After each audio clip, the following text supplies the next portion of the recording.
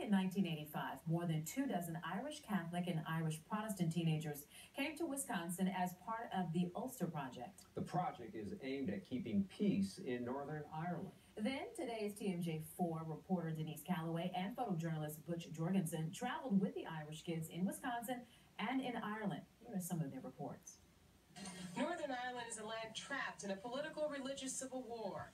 Protestants and Catholics disagreeing on whether Northern Ireland should remain part of the United Kingdom or be independent. It is a battle that has been fought for nearly 200 years. It is a conflict where neither side can find compromise. It is a war where children have become soldiers and children have become victims. Anybody tired? Nope. No. It is from that environment that these 28 Protestant and Catholic teens arrived in Wauwatosa last month. They were weary from 24 hours of travel, but ready to begin the adventure and challenge of a lifetime as they met their host families.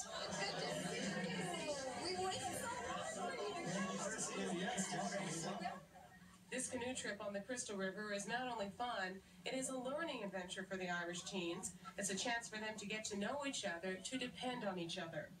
A get-together such as this would be difficult in their hometown of Belfast. There might not be actual threats of violence, but peer pressure and a fear of alienation make it a risky proposition to associate with teens of another faith. Because we've all come away together and we've all had, the experience together, and it is just like a big family unit, and then so when we go back, I think it should be quite easy to keep that. Well, basically, I think it gave me a chance to broaden my whole outlook on life by getting to know people of another culture, the Americans, and then people of a different faith, from my own country as well. Because I don't really get to meet that many Catholics. Before I came, I just wanted to have a good time. I didn't realise that we'd sort of learn things the way we did. That was Denise Calloway reporting. And today, Denise did a Skype interview with two of the people that were part of that project. They haven't talked in 30 years, and here's that reunion. Oh my goodness! How are you?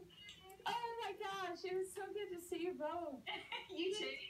All grown up with jobs and families and a different outlook on the world than before they took part in the Ulster Project. It almost started almost like an adventurous spirit. It gave you the permission, nearly, to just do things a little bit differently, to explore, to try new places. And I've had wanderlust ever since, and I think it might have started from the Ulster Project. Hazel's husband was also on the Ulster Project.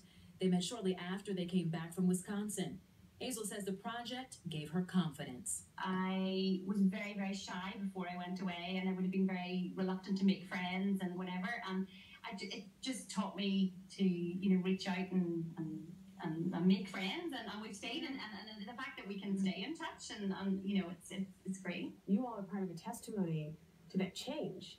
Do you feel like what you did in its own way helped to bring about that change? I don't think about what religion anybody is anymore. I think my nieces and nephews would be exactly the same. Yes. It just doesn't matter anymore. So I think that the Ulster Project really did something for us in that it helped us be the start and this new fresh generation to help change.